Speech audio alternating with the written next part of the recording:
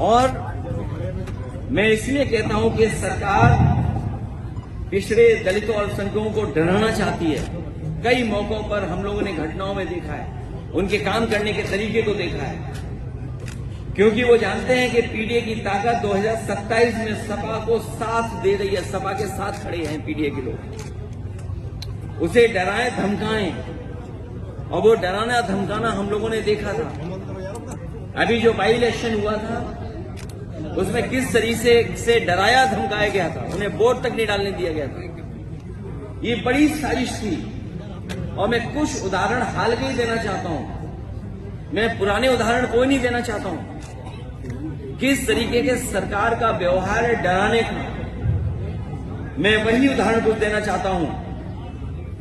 हालांकि कुछ बातें जो घटनाएं हैं उसमें कुछ मिलकर के कुछ और फैसले हुए हैं, लेकिन जो घटनाएं हम लोगों ने देखी और हाल में हुई हैं, इलाहाबाद में एक दलित को जला के मार दिया गया क्योंकि उसने जाति विशेष के लोगों के गेहूं काटने से मना कर दिया। क्या आज के आजाद भारत में जहां बाबा साहब भीमराव अम्बेडकर जी का संविधान हो, वहां पर ऐसी घटनाएं होंगी कि अगर गेहूं के काटने के लिए मना कर दें तो उसकी जान ले लेंगे जला करके। कल आगरा में अभी कुछ दिन पहले और कई दिनों पहले, कई वर्षों पहले भी घटनाएं हुई। उन घटनाओं का मैं जिक्र नहीं करना चाहता हूं, कस्टोडियल डेथ की मैं जिक्र नहीं करना चाहता हूं, लेकिन कुछ दिन पहले आगरा में बारातियों और दूल्हे को घोड़ी से उतार के मारा क्योंकि वो बाबा साहेब अम्बेडकर जी का गाना बजा रहे थे। अगर गाना तेज था तो उसकी शिकायत की जा सकती है, लेकिन गाना आप क्या बजा रहे हैं नहीं बजा सकते हैं। और किस तरह का व्यवहार रहा।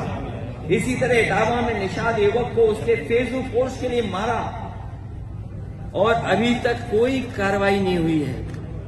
अभी हाल ही में फेसबुक पोस्ट लिख दिया, उसने वीरांगना फूलन देवी को लेकर के कुछ लिख दिया, उसको मारा और अभी तक मारने वालों पे कोई कार्रवाई नहीं हुई है। आजमगढ़ में एक दलित दंपति पुलिस से कह रहा था कि आप चल के मेरी बेटी छुड़ा दीजिए।